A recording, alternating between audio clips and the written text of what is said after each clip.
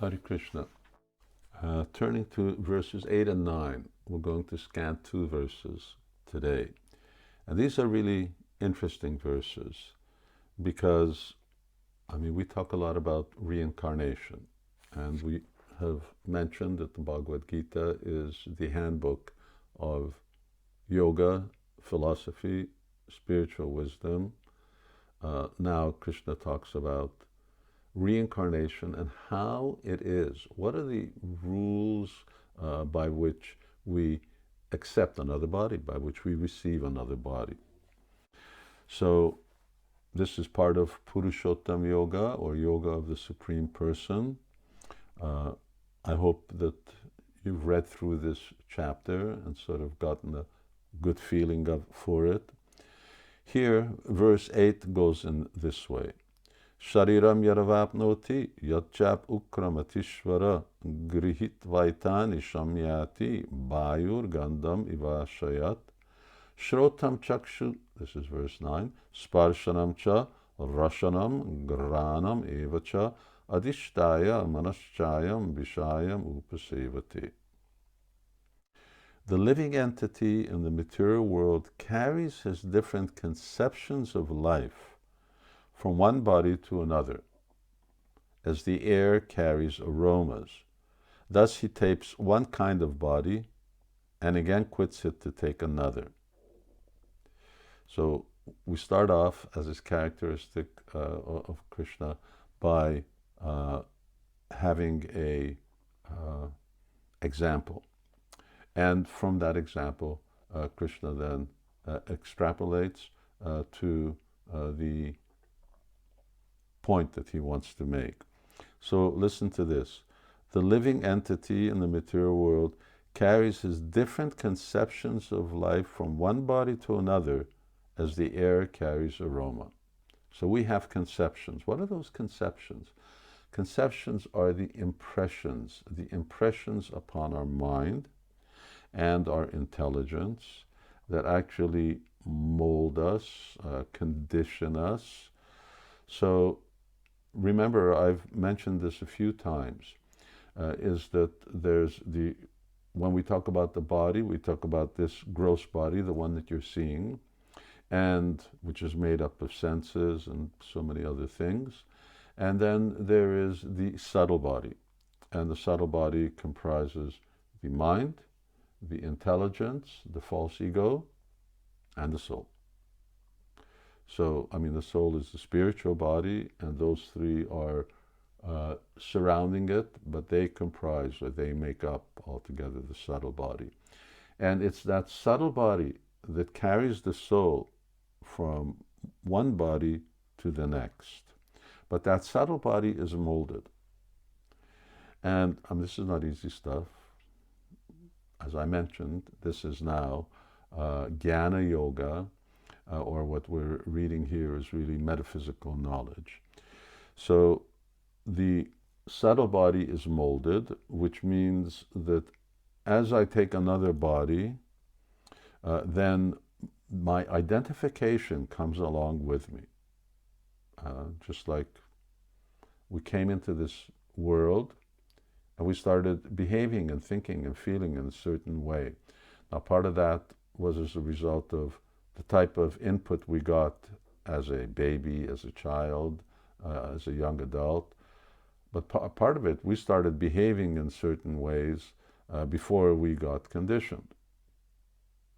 For example, some children will refuse to eat certain things before they even have an idea as to what the different types of food are available to eat. Where does that come from? Children are born with certain skills, certain nature. Some are born musicians, others are born mathematicians. Where does it come from? It's coming from the previous, as with different conceptions of life, the molding from the previous body. And the example is, just like the air carries aroma. So there's no aroma in here right now. There's no incense burning. But if there was, and the incense burner is over there, then the air wafts, brings over in my direction the smell of the incense. So similarly, Krishna says, those same conceptions, they're also moving just like air. And thus one takes one body and again quits another. As our conceptions in this life, we have the same conceptions and the same type of molding, go from one body to one body. As our body changes, it goes from our youth body to our old man body and so on. So similarly, that those conceptions then, and especially those which we've accumulated in this life, then they take another one.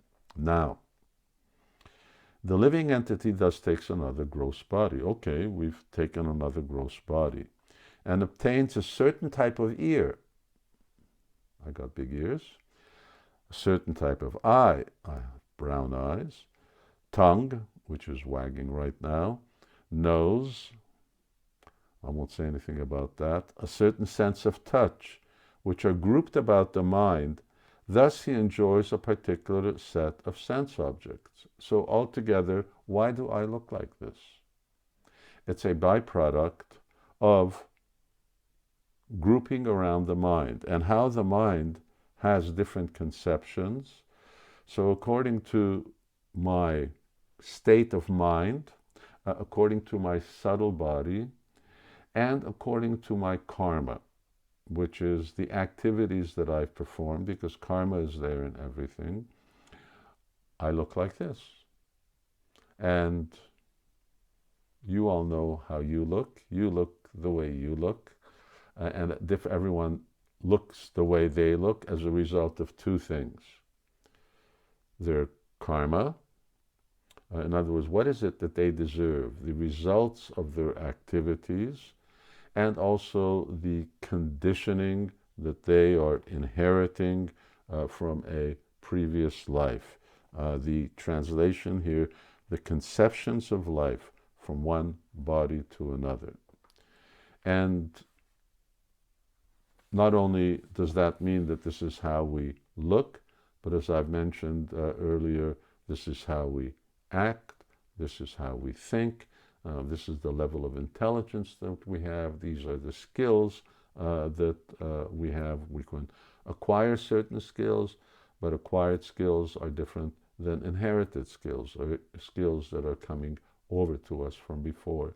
So anyone can learn music, or practically anyone can learn music, but that's a different thing than being a musician. So, and sometimes a musician, a good musician, for instance, a pianist, they sit down, they watch someone play, and they just play along. Whereas someone else who isn't a pianist, well, he has to learn. So here, the transmigration of body, the rules and the laws are given in summary form. There's so much actually to be unpacked from this. And there's more, of course, but Krishna says in the next verse, the foolish cannot understand how a living entity can quit his body, nor do they understand what sort of body he enjoys under the spell of the modes of nature. Remember what the modes of nature are. But those whose eyes are trained in knowledge can see all this. So those people who are foolish, those people who really don't think very much, so they can't understand how it is and why someone actually dies and what happens. And nor do they understand that, yes, someone is going to be taking another body.